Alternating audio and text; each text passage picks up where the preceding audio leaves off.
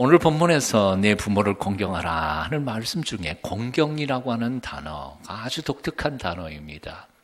이 단어는 신약 성경에서 다른 데에서는 존귀라는 단어로 번역되기도 했습니다. 뜻은 높은 가격을 매긴다, 소중히 여긴다, 가치 있게 여긴다, 그런 뜻입니다. 디모데전서 1장 17절 말씀 중에서 홀로 한 분이신 하나님께 존귀와 영광이 세세토록 있을지어다. 거기에 존귀라는 말이 나오고요.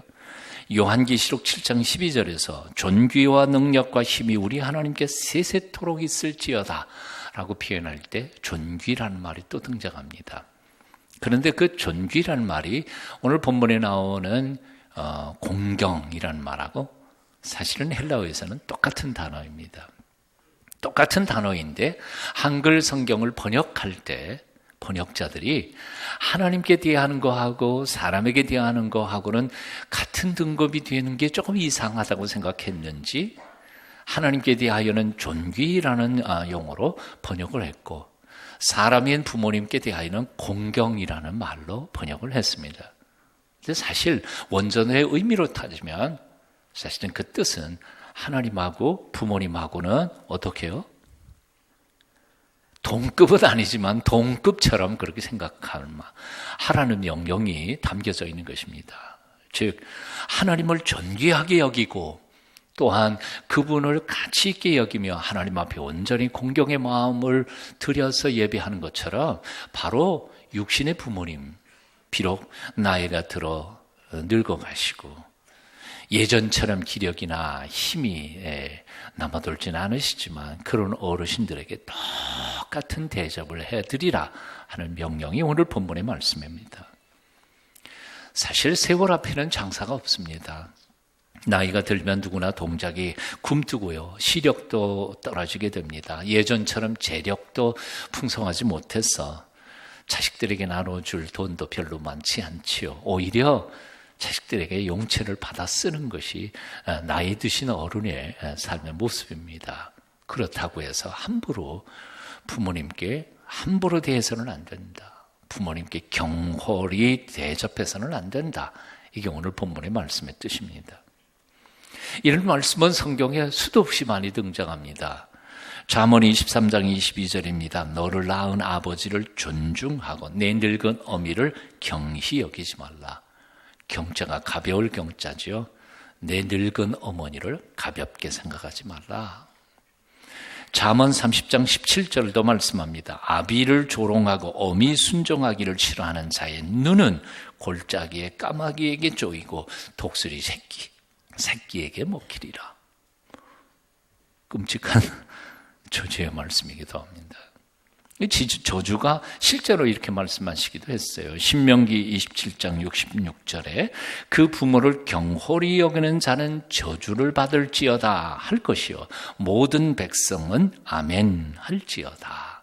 이 신명기서에 나오는 명령이죠. 이게 무슨 말씀인고 하니 그 앞뒤 문맥을 보면 제사장은 백성들 앞에서 하나님의 어미하신 계명의 말씀을 선포하라는 겁니다. 뭐라고 선포하냐면 그 부모를 경홀히 여기는 자는 저주를 받을지어다 하고 선포하면 백성들은 그 말씀을 들으면서 아멘 하고 소리를 쳐야 된다 그 말입니다. 한번 해볼까요? 하기 싫으세요?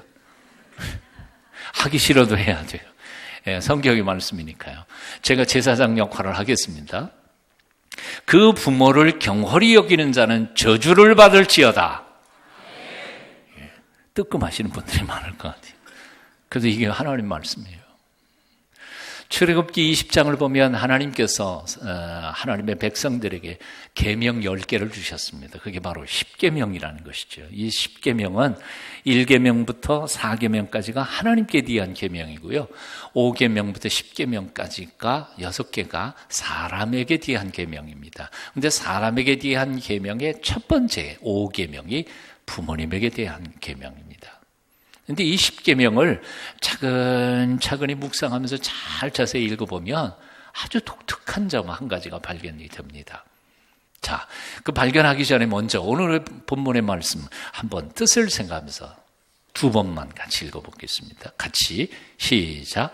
내 부모를 공경하라. 그리하면 너희 하나님 여호와가 내게 준 땅에서 내 생명이 길리라. 다시 한 번 더요. 내 부모를 공경하라. 그리하면 너희 하나님 여호와가 내게 준 땅에서 내 생명이 길리라.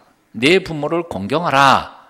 그렇게만 한다면 하나님께서 내게 주신 땅에서 너 장수하고 잘 될 것이다 하는 약속이 보태져 있습니다.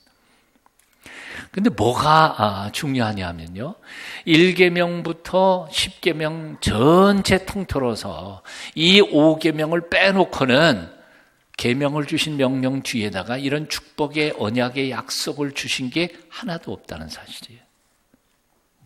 무슨 말씀인지 이해가 되셨어요? 5계명, 이 부모님께 대한 이 계명만이 그리하면 하고 하나님의 축복에 대한 약속이 있다는 거예요. 나머지 9계명은 그런 약속이 없어요. 볼까요? 1계명, 너는 나 외에는 다른 신들을 내게 두지 말라.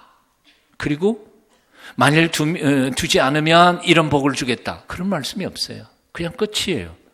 1계명, 너는 나 외엔 다른 신을 내게 두지 말라. 끝. 축복에 대한 약속이 없어요. 2계명 좀 길지만 너를 위하여 새긴 우상을 만들지 말고 등등등 쭉 나가지만 그 긴 말씀 속에 그렇게 하면 복 주시겠다는 말씀이 없어요. 3계명도 마찬가지예요. 너는 네 하나님 여호와의 이름을 망령되게 부르지 말라. 여호와는 그 이름을 망령되게 부르는 자를 죄 없다 하지 아니하리라. 끝. 약속이 없어요. 4번째, 안식일을 기억하여 거룩하게 지키라. 엿새 동안은 등등등등 쭉 나가지만 안식일 거룩히 지키는 사람에게 대한 축복의 약속이 또 없어요. 6계명, 살인하지 말라. 끝. 가늠하지 말라. 끝. 도둑질하지 말라. 끝. 내 이웃에게 대하여 거짓 증거하지 말라. 끝. 내 이웃의 집을 탐하지 말라. 끝. 그냥 끝이에요. 약속이 없어요. 희한하지 않아요? 근데 여러분들 표정 보니까 하나도 참 놀랍다고 느끼지 못하는 것 같아요. 그런데 제가 발견할 때 이 10계명을 제가 보면서 그야말로 40년, 50년을 봐왔는데도 이걸 이제야 깨달았어요. 와, 놀라운 일이 아니에요. 아니, 하나님 당신의 계명, 즉 1계명, 2계명, 3계명, 4계명에도 없는 축복을 왜 부모님께 공경하는 자에게는 보태서 여기다가 약속같이 계명 속에 담아 주시면서 명령하셨던가 그 말이에요. 그만큼 중요하기 때문이라는 거예요. 그만큼 중요해요. 자, 왜 하나님은 당신의 계명에도 포함되어 있지 않은 그 축복에 대한 언약을 부모님께 공경하는 자에게 약속을 하고 계실까? 이유는 아주 간단하다고 생각이 들어요.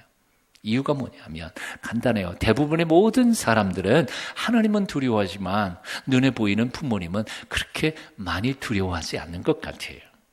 안 그래요? 너무 사랑하기 때문에, 너무 가깝기 때문에, 너무 그 약점과 모자람을 알고 있기 때문에 그래서 그런지 부모님을 두려워할 줄은 몰라요. 많은 사람들이 본성적으로 하나님이라는 존재에 대하여 두려움을 느낍니다. 심지어는 하나님의 존재를 믿지 않는 사람들, 불신자들까지도 하나님에 대하여 혹은 신적 존재에 대하여 농담거리로 삼거나 아니면 이상한 말을 하는 것을 두려워해요. 인간의 본성 속에 그게 들어있어요. 아까도 마틴 루터 얘기를 했습니다만 마틴 루터의 아버지가 청년 시절에 너무너무 어렵다가 보니까 하나님께 대하여 저주의 말을 한마디 한 걸 있어요. 근데 그 저주와 한 말을 한평생 동안 죄책감을 누리면서 살았다고 그래요. 마틴 루터의 어두움, 그 내면 세계에 있는 어두움이 바로 그 아버지의 영향을 받았다고 그러지 않아요? 부모님, 눈에 보이지 않는 하나님에 대하여 너나 할 것 없이 우리는 어느 정도의 두려움과 경외감을 가지고 살아갑니다. 하지만 눈앞에 보이는 부모님께 대하여는 특별히 늙어가시는 힘맥 빠진 부모님에 대하여는 별로 그렇게 두려움이나 무서움을 가지지 않는 것 같아요. 가볍게 생각한다는 것이죠. 심지어 효성스러운 자녀들까지도 때때로 부모님을 쉽게 생각하는 경향이 참 많더라는 거예요. 요즘에 특별히 TV 광고가 뜨는 광고가 하나 있잖아요. 여러분도 보셨으리라고 생각합니다. 선비한테 밥 한 끼 얻어먹고는 너무 고마워 어쩔 줄 몰라 하면서도 아침 저녁으로 밥 해주시는 부모님께 대한 당연한 거라고 생각하는 거지. 애인한테 생일 꼬박꼬박 챙겨주면서 부모님의 생일은 까맣게 잊어먹는 겁니다. 생일이었어? 이것이 바로 우리들의 모습이 아닌가 하는 거예요. 우리들 모습이 아닌가.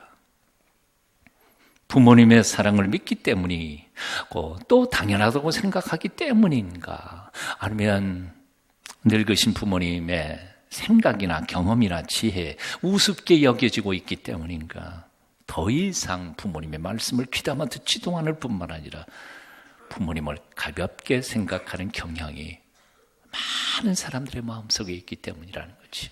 이 때문에 하나님께서는 바로 당신의 계명 속에도 없는 것을 부모님을 공경하는 계명 속에 담아서 약속까지 보태서 강조하고 계신 거지. 너희 부모님께 공경해라. 그러면 하나님이 내게 주신 땅에서 내가 잘 되고 장수하리라. 그렇습니다.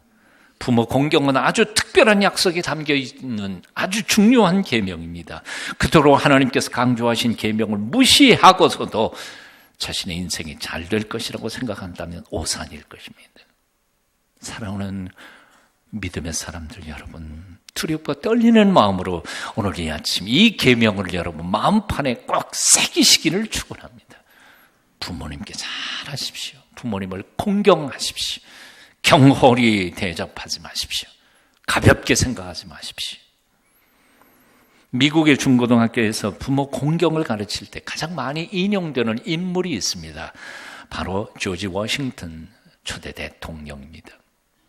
워싱턴은 당시 젊은 시절에 바다를 벗삼아 세계를 항해하는 멋진 선장이 되고 싶었습니다. 그때는 비행기가 없었으니까요. 그는 선원으로 취직해 먼 뱃길을 떠날 준비를 마치고 어머니를 찾아가 마지막 작별 인사를 드리게 됐습니다. 그러나 아들과의 이별을 아쉬워 슬피 우는 어머니의 모습을 보고는 워싱턴은 자신의 꿈을 접어버렸습니다. 내 꿈 때문에 어머니의 눈에서 눈물이 흐르게 할 수는 없지 않을까. 그 장한 아들을 바라보면서 어머니는 그 아들의 머리에 손을 얹고 기도합니다. 부모를 공경하는 사람의 앞길을 주께서 평탄케 하신다고 약속하셨으니 하나님이 내 앞길을 복주시리라. 결국 효자 워싱턴은 선장은 못 됐지만 미국의 초대 대통령이 된 것입니다. 하나님은 부모를 공경하는 사람에게 장수와 명예를 주시는 축복의 하나님이신 줄 믿습니다. 신명기 5장 16절을 말씀합니다. 너는 너희 하나님 여호와의 명한 대로 네 부모를 공경하라. 그리하면 너희 하나님 여호와가 네게 준 땅에서 네가 생명이 길고 복을 누리리라. 한번 따라해 보실래요? 너는 너희 하나님 여호와의 명한 대로 네 부모를 공경하라. 그리하면 너희 하나님 여호와가 내게 준 땅에서 내 생명이 길고 복을 누리리라. 옛글에 이런 말이 있죠. 효순환생 효순자요, 악역환생 악역자라. 효도하고 순종하는 아들은 효도하고 순종하는 아들을 낳고 악하고 거스리는 아들은 악하고 거스리는 아들을 낳는다. 그렇습니다. 내가 부모님께 한 만큼 그 모습을 바라고 자라는 내 자식도 내게 똑같이 할 것입니다. 진실되게 어버이를 섬기기로 작정하는 오늘 아침 되실 수 있기를 축원합니다. 오늘날 임금님이 시골로 행차를 하게 되었습니다. 수많은 사람들이 구름대같이 몰려들었습니다. 그런데 거동이 불편한 할머니 한 분이 살아생전에 임금님 얼굴 한번 보겠다고 아들을 보챘습니다. 이 효자인 아들이 어머니의 소원을 들어드리기 위해서 끙끙거리며 땀을 뻘뻘 흘리며 군중들 속에서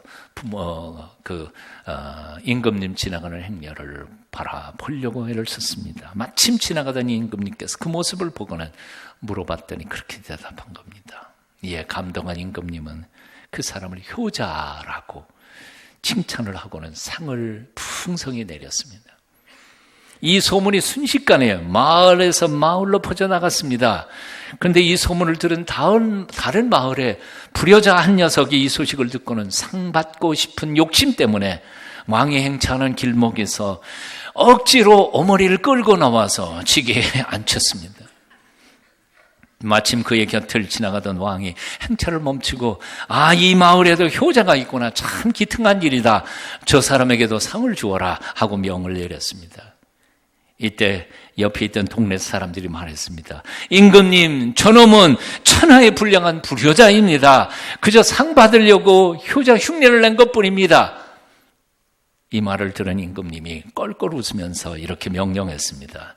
비록 흉내를 냈어도 효자 흉내 낸 것은 옳은 일이다. 좋은 일이다. 이 불효자에게도 상을 주어라.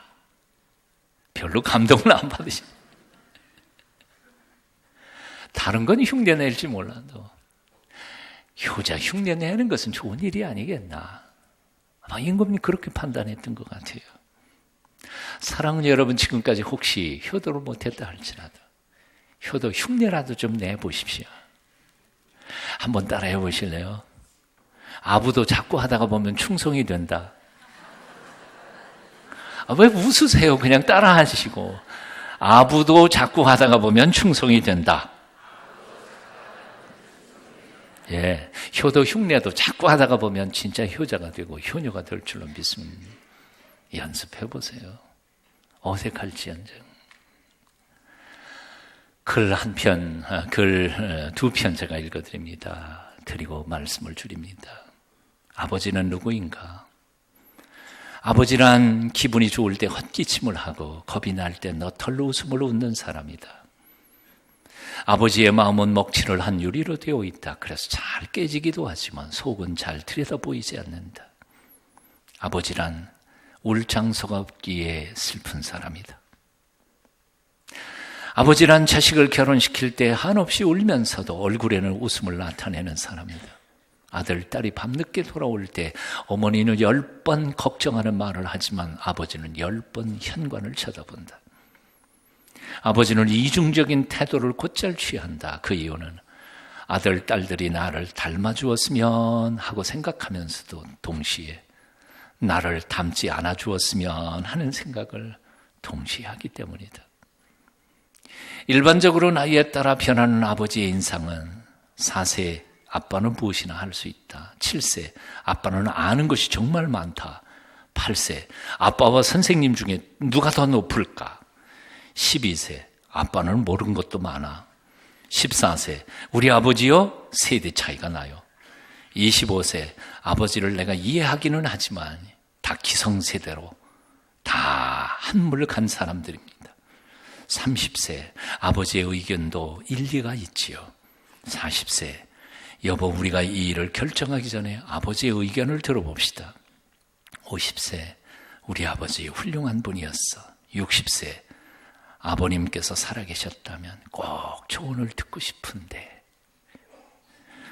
아버지란 돌아가신 뒤에도 두고두고 그 말씀이 생각나는 사람이다. 아니, 아버지란 돌아가신 후에야 보고 싶은 사람이다.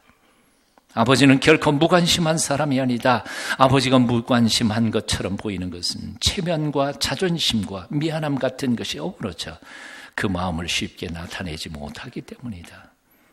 아버지의 웃음은 어머니의 웃음의 2배쯤 농도가 진하다. 울음은 10배쯤 될 것이다. 아버지는 가정에서 어른인 채 해야 하지만 친한 친구나 마음이 통하는 사람을 만나면 비로소 소년이 된다. 아버지는 어머니 앞에서는 기도도 안 하지만 혼자 차를 운전하면서는 큰 소리로 기도도 하고 주문을 외기도 하는 사람이다. 어머니의 가슴은 봄과 여름을 왔다 갔다 하지만 아버지의 가슴은 가을과 겨울을 오고 간다. 아버지, 뒷동산의 바위 같은 일입니다. 시골 마을의 느티나무 같은 크나큰 이름이다. 또 다른 글을 읽어드립니다. 모르는 것이 죄가 되는 줄 이제야 알았습니다. 내가 그 병에 대해 좀 더 많이 알았더라면 어머니를 그렇게 오랫동안 아프게 하지 않았었을 텐데, 내가 세상사를 조금만 더 일찍 알았더라면 아버지를 그렇게 아쉽게 보내지는 않았을 텐데, 모르는 것이 죄가 되는 줄 이제야 알았습니다. 내 한 몸 아끼며 달리기만 한 것이 얼마나 슬픈 일인지, 어머니, 아버지와 얼떨결에 이별하고 나서야 이제 겨우 알았습니다. 봄을 좋아하시던 어머니, 지금은 꽃동산에 계시지요. 오늘은 좋아하시던 모각꽃 피었습니다. 바다를 좋아하시던 아버지, 오늘은 날씨가 좋으니 바다가 은빛이지요. 오늘도 코길들이 잘 놀고 있습니다.